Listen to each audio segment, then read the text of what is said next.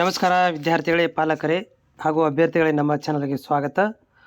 ನೋಡಿ ಅಭ್ಯರ್ಥಿಗಳು, ಈಗಾಗಲೇ ನೀವು ಆಪ್ಷನ್ಗಳನ್ನು ಮಾಡಿದ್ದು ರಿಸಲ್ಟ್ ಬರೋದು ತಡ ಇದೆ. ಇನ್ನೊಂದು 2 ಡೇಸ್ ಲೇಟ್ ಆಗ್ಬೋದು ಅಷ್ಟೇ.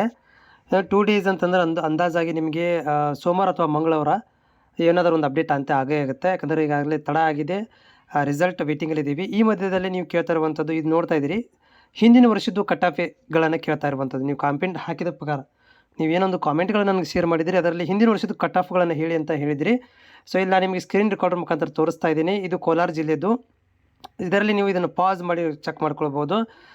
ಈ ಹಿಂದಿನ ವರ್ಷದ್ದು ನಿಮ್ಗೆ ಎದಕ್ಕೆ ಯೂಸ್ಫುಲ್ ಆಗುತ್ತೆ ಅಂತಂದರೆ, ಜಸ್ಟ್ ಈಗ ನಿಮ್ಮ ರಿಸಲ್ಟ್ ಬರೋ ತನಕ ಒಂದು ಕ್ಲಾರಿಫಿಕೇಷನ್ ಸಲುವಾಗಿ ಏನಂದರೆ, ಹಿಂದಿನ ವರ್ಷದ್ದು ಈ ರೀತಿಯಾಗಿ ಈ ಒಂದು ಕಾಲೇಜಲ್ಲಿ ಇಷ್ಟು ಕಟ್ ಆಫ್ ಆಗಿತ್ತು, ಈಗ ನಾನು ಅಪ್ಲೈ ಮಾಡಿದ್ದೀನಿ, ನನಗೆ ಅಂದಾಜಾಗಿ ಈ ಫಸ್ಟ್ ರೌಂಡಲ್ಲಿ ಸೀಟ್ ಅವೈಲೇಬಲ್ ಆಗುತ್ತೋ ಇಲ್ಲೋ ಅನ್ನೋದನ್ನು ಗ್ಯಾಸ್ ಮಾಡಲಿಕ್ಕೆ ನಿಮಗೆ ಈ ಒಂದು ವಿಡಿಯೋ ಯೂಸ್ಫುಲ್ ಆಗುತ್ತೆ. ಬಿಟ್ಟರೆ ಇದೇ ನಿಮಗೆ ಬರೋದಿಲ್ಲ, ನೆನಪಿರಲಿ.